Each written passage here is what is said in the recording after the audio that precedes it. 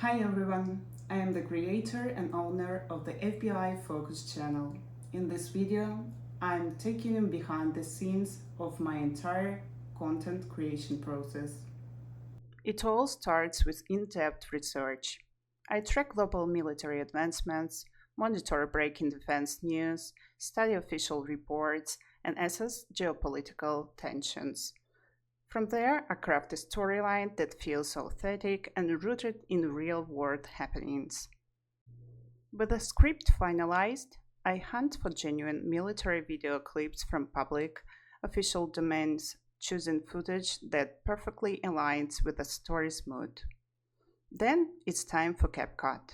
Here I piece the video together, arranging scenes, adjusting the tempo, mixing audio, and polishing the narrative to ensure a highly immersive viewer experience.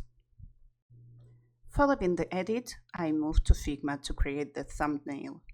My goal is to produce striking cinematic imagery that grabs attention while accurately representing the video's core theme. So, there's a complete journey of an upload on this channel: research, scripting, sourcing footage, editing, and graphic design. A vital reminder before we wrap up: the scenarios shown here are purely hypothetical and do not depict any real world events.